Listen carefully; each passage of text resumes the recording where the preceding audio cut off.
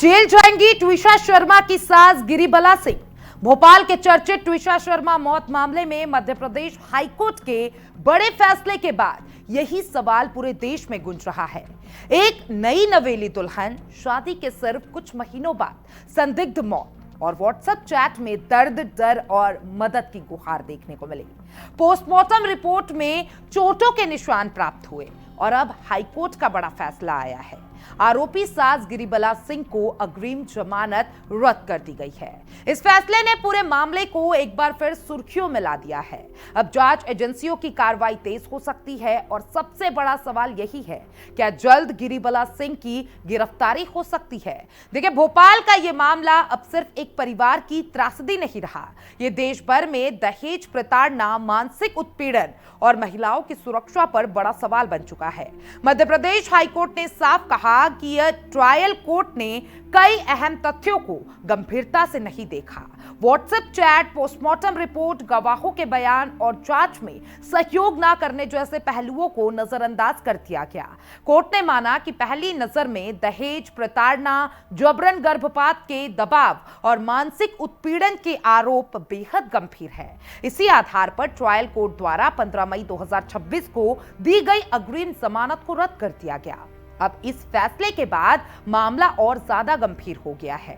CBI जांच पहले से जारी है और अब कानूनी दबाव भी बढ़ गया है। आइए आसान भाषा में समझते हैं कि आखिर पूरा मामला क्या है। देखिए, हाईकोर्ट ने किन बातों पर सवाल उठाए और क्यों ये केस पूरे देश में चर्चा का विषय बना हुआ है। देखिए, ट्विशा शर्मा की शादी 9 दिसंबर 2025 को समर्थ सिंह से हुई थी। शादी हिंदू रीति रिवाज से बड़े धूमधाम से संपन्न हुई थी और परिवार ने बेटी के भविष्य के लिए कई सपने देखे थे। लेकिन शादी के कुछ ही महीने बाद हालात बदलने लगे। परिवार के अनुसार ट्विशा मानसिक तनाव में रहने लगी थी। उसने कई बार अपने माता पिता को बताया कि ससुराल में उसे प्रताड़ित किया जा रहा है। मामले में सामने आई व्हाट्सएप चैट ने जांच पूरी तरीके से नए मोड़ पर लाकर खड़ा कर दिया है। इन चैट्स में ट्विशा ने अपने परिवार को लिखा था कि वह बेहद परेशान है। उसने कहा था कि ससुराल वाले उसे ना खुश रहने देते हैं और ना रोने देते हैं। उसने ये भी लिखा कि पति उसके गर्भ में पल रहे बच्चे पर शक करता है। कहा जाता है कि गर्भपात कराने के बाद ही उसे घर में रहने दिया जाएगा।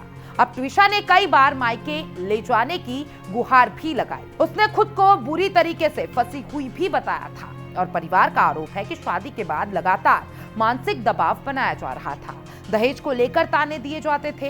यहां तक कहा गया कि शादी में मिला दहेज उसकी अपेक्षा से कम था। 12 मई 2026 को अचानक खबर आई कि ट्विशा की मौत हो गई है। पुलिस रिकॉर्ड के अनुसार वह फांसी पर लटकी मिली थी। शव को एम्स भोपाल ले जाया गया, जहां मर्ग कायम हुआ और जांच शुरू हुई। लेकिन मामला तब और ज्यादा विवादों में आ गया जब उसी दिन आरोपी सास गिरिबाला सिंह ने अग्रिम जमानत के लिए आवेदन दायर किया। भोपाल की 10वीं अतिरिक्त सत्र अदालत ने उन्हें अग्रिम जमानत दे दी। यहीं से विवाद शुरू हुआ। मृतका के पिता नवनिधि शर्मा, मध्य प्रदेश सरकार और बाद में सीबीआई ने इस आदेश को हाईकोर्ट में चुनौती दी। उनका कहना है कि ट्रायल कोर्ट ने मामले की गंभीरता को समझे बिना राहत दे दी। हाईकोर्ट ने 2 अलग-अलग याचिकाएं दाखिल की। पहली मध्य प्रदेश सरकार और सीबीआई की ओर से, जबकि दूसरी मृतका के पिता की ओर से। और सुनवाई के दौरान सीबीआई ने अदालत को बताया कि राज्य सरकार ने जांच उसे सौंप दी है और 25 मई 2026 को नई एफआईआर भी दर्ज हो चुकी है।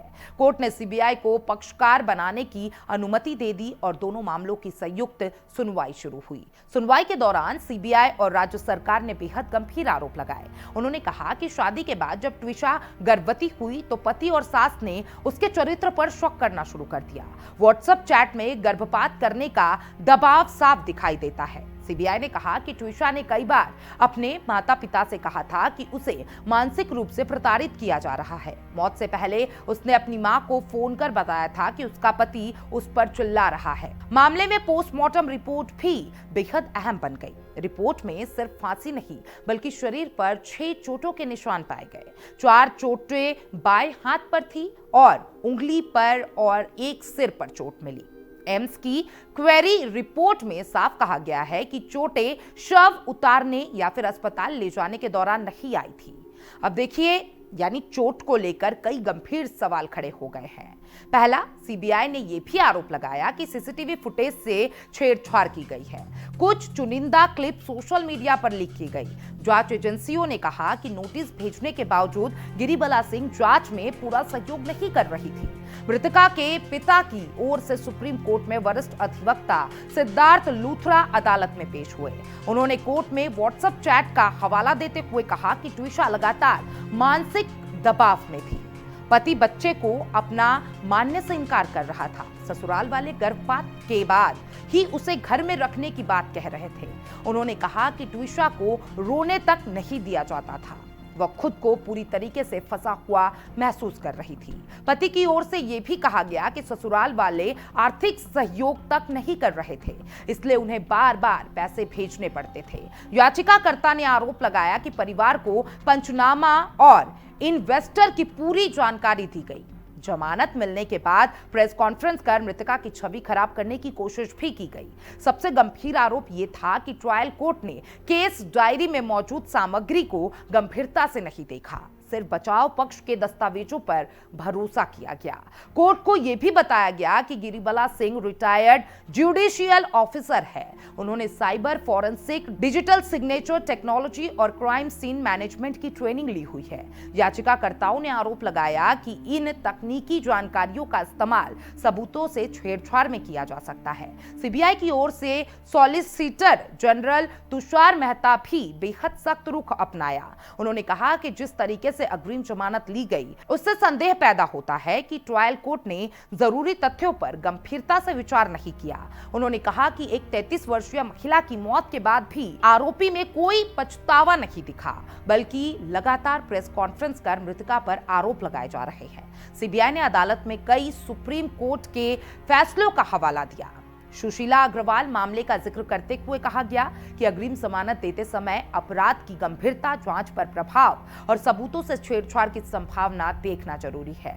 समुंदर सिंह मामले में सुप्रीम कोर्ट ने कहा था कि दहेज मृत्यु के मामले में अग्रिम जमानत देते समय विशेष सावधानी जरूर बरते।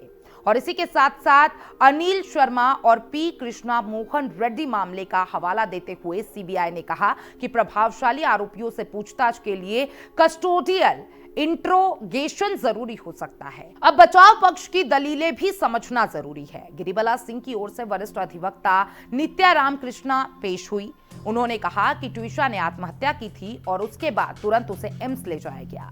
परिवार को समय पर सूचना दी गई। उन्होंने दावा किया कि पुलिस ने उसी दिन फंदा, मोबाइल फोन, डीवीआर और लैपटॉप, कीबोर्ड जब्त कर लिए थे, इसलिए सबूत मिटाने की बात गलत है। बचाव पक्ष ने कहा कि व्हाट्सएप चैट में ज्यादातर आरोप पति समर्थ सिंह के खिलाफ है, सास गिरिबाला सिंह के खिलाफ नहीं है। कई फोटो और पत्र भी पेश किए गए जिनमें ट्विशा ने लिखा था कि उनकी सास उसका ख्याल रखती है।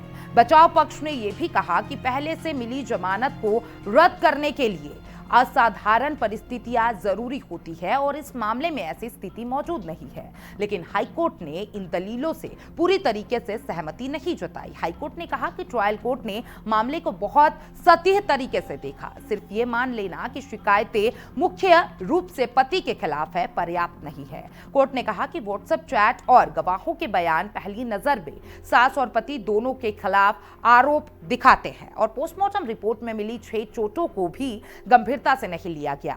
यह भी नहीं देखा गया कि शायद कुछ ही महीने के भीतर मौत हुई। और कोर्ट ने कहा कि जांच अभी शुरुआती चरण में है और ऐसे समय में जल्दबाजी में राहत देना उचित नहीं था। हाईकोर्ट ने यह भी माना कि आरोपी प्रभावशाली है और जांच में सहयोग नहीं करने की शिकायतें भी सामने आई। पैसे के लेन देन पर भी कोर्ट ने टिप्पणी की। कोर्ट ने कहा कि सिर्फ ये दिखाना कि मृतिका के खाते में पैसे भेजे गए थे, इससे यह साबित नहीं होता कि दहेज मांगा नहीं था। कई ट्रांजैक्शन शादी या विदेश यात्रा से जुड़े समय के बताए जाते हैं, इसलिए उन्हें प्रताड़ना न होने का प्रमाण नहीं माना जा सकता।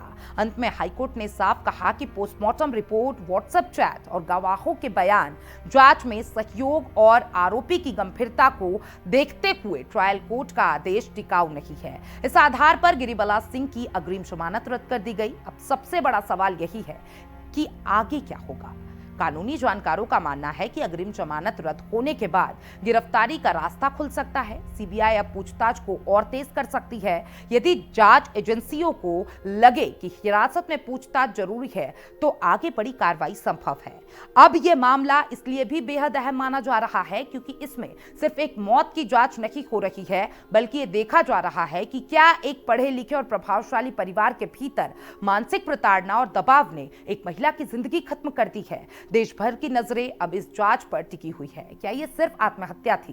क्या लगातार मानसिक प्रताड़ना ने ट्विशा को इस स्थिति तक पहुंचाया? क्या सबूतों से छेड़छाड़ हुई है? और क्या आने वाले दिनों में और बड़े खुलासे होंगे? इन सवालों के जवाब अब सीबीआई जांच और अदालत की अगली सुनवाई में सामने आएंगे। लेकिन फिलहाल इतना तय है कि मध्य प्रदेश हाईकोर्ट के इस फैसले ने पूरे मामले की दिशा बदल दी है। और अब एक सवाल पूरे देश में गूंज रहा है, क्या ट्विशा शर्मा की सास गिरिबला सिंह अब जेल जाएंगी?